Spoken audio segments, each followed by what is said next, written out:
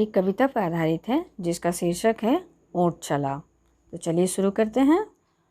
ऊँट चला भाई ऊँट चला, हिलता डुलता ऊँट चला, इतना ऊंचा ऊँट चला, ऊँट चला भाई ऊँट चला, ऊंची गर्दन ऊंची पीठ, पीठ उठाए ऊँट चला।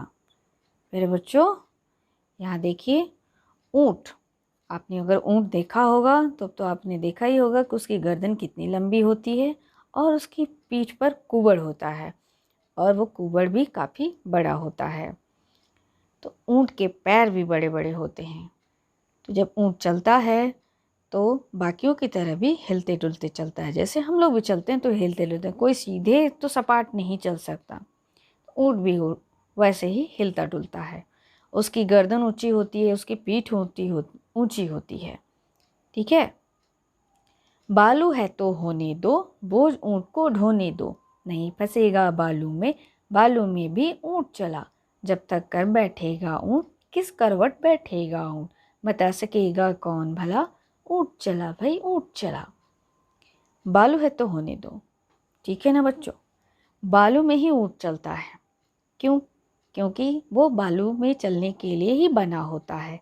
रेगिस्तानी इलाकों में ही ऊँट पाए जाते हैं और वो उसी जगह चलने के रहने के लिए ही वो बना होता है। उसकी शारीरिक बनावट वैसी होती है। उसके पैर मोटे और गद्देदार होते हैं, जिसके चलते वो बालू में उसके पैर धंसते नहीं हैं और लंबा होने की वजह से वो उसमें फंसता भी नहीं है। आसानी से वो रेगिस्तान में चल सकता है। इसीलिए रेगिस्तानी इलाकों में उसका इस्तेमाल सामान ढोने में किया जाता है और सवारी ढोने में भी किया जाता है। ऊँट को लेकर के कहावत है कि ऊँट किस करवट बैठेगा कोई नहीं जानता। सही बात है। अब कोई किसी के मन की बात क्या जाने, को क्या करेगा नहीं करेगा, तो आप ऊँट की कैसे बता सकते हैं। ठीक है ना। आगे बढ़ते हैं। इस कविता को आपको याद करना है। चलिए झटपट कविता पढ़कर आपको उसे सुनाना है। कुछ ऊँट ऊंचा, कुछ पूंछ ऊंची, कुछ ऊंचे ऊँट की पीठ ऊंची। यानी कुछ ऊँट ऊंचे हैं और कुछ ऊँटों की पूंछ ऊंची है और कुछ ऊंचे ऊँट की पीठ ऊंची है। वही कुबड़ जिसे पीठ कहा गया है। देखिए ये थोड़ा सा अटपटा लग रहा है आपको।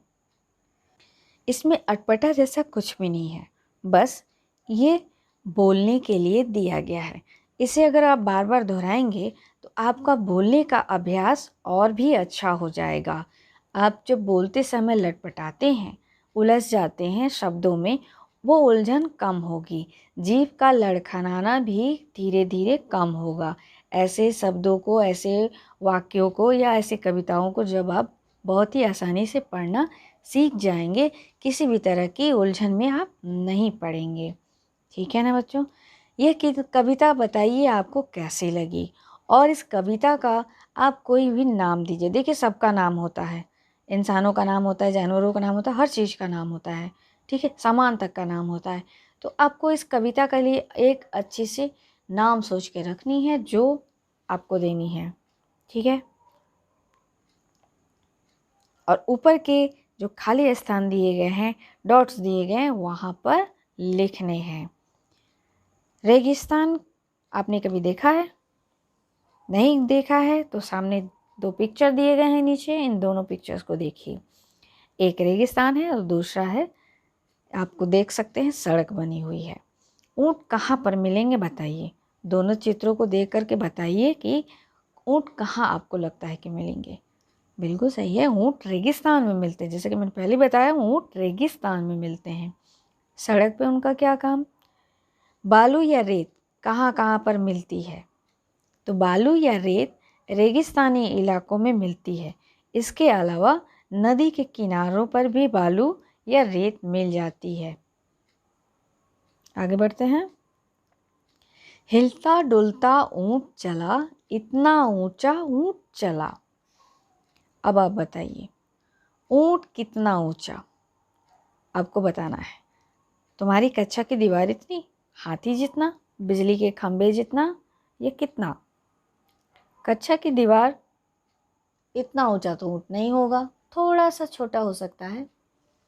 हाथी जितना नहीं, हाथी से थोड़ा बड़ा होगा। बिजली के खंभे जितना, बिजली का खंभा तो ज़्यादा बड़ा होता है। तो ऊँट कितना ऊंचा, ऊँट ऊँट के जितना ऊंचा। हाथी कितना मोटा होता है? तुम्हारी माँ के संदूक जितना, ऊँट जितना, पहाड़ जितना, या कितना? भाई माँ का संदूक तो छोटा है, लेकिन हाथी तो मोटा है। ऊँट जितना, ऊँट तो लंबा है, लेकिन हाथी बड़ा है लेकिन मोटा है। पहाड़ जितना, पहाड़ तो बहुत बड़ा होता है, और हाथी उतना बड़ा तो होता नहीं। तो फिर कितना? हाथी हाथी के जितना ही मोटा होता है। चींटी कितनी छोटी? चीनी के दाने जितनी नहीं, चीनी के दाने तो वो ढो ले जाती है। चावल के दाने जितनी, चावल के दानों को भी उठा ले जाती है। इलायची के दाने जितनी, इलायची तो बड़ी होती है। तो फिर कितनी? चींटी इतनी। कुछ ऊंचा कुछ नीचा, यानी कुछ बड़ा और कुछ छोटा, कुछ ऊपर कुछ नीचे। अब बताइए, ऊंट से ऊंची चीज़ों के नाम पर आपको गोला लगाना है। बछिया, तुम्हारी कक्षा की छत, बिजली का खंबा, हाथी, आम का पेड़। देखिए, बछिया तो छोटी होती है, गाय की बछिया होती है ना, गाय के बच्चे को बछिया कहते हैं। तो वो तो बड़ी होगी नहीं, वो तो गाय से भी छोटी होती है। तो ऊंट से कहाँ बड़ी हो? आपकी कच्छा, कच्छा तो बड़ी होती है, ऊंट तो इतना बड़ा होता नहीं है। तो कच्छा बड़ी है। बिजली का खंबा, बिजली का खंबा भी बड़ा है। हाथी, हाथी तो ज़्यादा बड़ी नहीं होती ऊंट से। आम का पेड़, हाँ आम का पेड़ तो बड़ा होता है ना। ऊंट के नीचे से क्या क्या निकल सकता है? भाई ऊंट तो लंबे होते हैं, उनके पैर भी लंबे होते हैं, तो ऊंट के पैर के नीचे से हम लोग भी निकल सकते हैं, आदमी भी निकल सकता है, छोटे छोटे जानवर भी निकल सकते हैं, गाय घोड़े ये सभी निकल सकते हैं, निकलना चाहे तो। किन किन चीज़ों की मदद से ऊंट पर चढ़ सकते हैं बताओ? ऊंट तो लंबे होते हैं, तो ऊंट पर चढ़ने के लिए क्या इस्तेमाल कर सकते हैं? सीढ़ी का इस्तेमाल कर सकते हैं। और अगर ऊंट बैठे हों तब भी ऊंट ऊंचे होते हैं, कैसे बैठेंगे? सीधी सी बात है, आप सीढ़ी लगाइए छोटी वाली, या फिर स्टूल का यूज़ कर सकते हैं। स्टूल का, हाँ, छोटे टेबल, छोटे छोटे मेज होते हैं, ये कुर्सियाँ, इनका इस्तेमाल करके ऊंट की पीठ पर बैठा जा सकता है। कविता में से शुरू होने वाले शब्द कौन कौन से हैं? उनके नीचे रेखा खींचो। तुम्हारा नाम किस अक्षर से शुरू होता है? उस अक्षर से 4 शब्द आपको लिखने हैं। जैसे मान लीजिए आपका नाम है राम, तो पहला अक्षर क्या है? र, यानी आपका नाम र से शुरू होता है। तो र से कोई भी आपको 4 शब्द लिखने हैं, ठीक है? जैसे रेगिस्तान, राहुल, रात, रौनक, ये 4 शब्द हुए, वही आपको यहाँ पे लिखने हैं।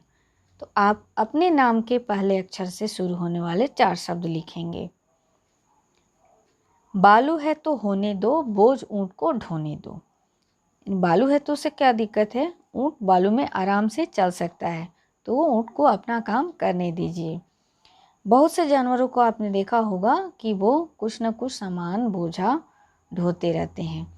आप बताइए, क्या आपको ये ठीक लगता है? नहीं, बिल्कुल सही है। जैसे हम लोग आज़ाद रहते हैं, हमें आज़ादी पसंद है, जानवरों को भी आज़ादी पसंद है। हम क्या करते हैं? मनुष्य जानवरों को अपना गुलाम बना लेते हैं और उनसे अपना काम निकालते हैं, जो कि अच्छी बात तो नहीं कही जाएगी। इसीलिए ये अच्छी बात नहीं है। चलिए आगे बढ़ते हैं। तुम्हारे आसपास कौन कौन बोझ उठाते हैं? तो आपने देखा होगा हमारे आसपास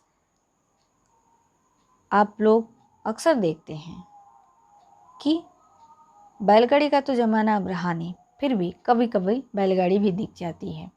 लेकिन इसके अलावा आजकल तो मोटर बोट का ज़माना है, गाड़ियों का ज़माना है, तो गाड़ियाँ ही सामान को ढोती हैं। इसके अलावा मज़दूर भी आपको दिख जाएंगे कुछ सामानों को ढोते हुए। ट्रैक्टर भी है, बिल्कुल ये गाड़ी में ही आ जाएगा। हाँ सही है, आगे बढ़िए। कविता आपको यहाँ पर छोटी सी एक लाइन दी गई है, आपको क्या करनी है, उसे आगे बढ़ानी है, यानी अपने मन से कविता बनानी है। अक्की बक्की करे तरक्की, उसके बाद क्या होगा, आपको सोचना है और लिखना है। हर एक का सोच अलग अलग होगा, तो अलग अलग ही आप लोग लिखोगे, कोई दिक्कत नहीं है इसमें, आपको जो अच्छा लगे, लेकिन तुकबंदी के साथ आप ये कविता पूरी करिएगा।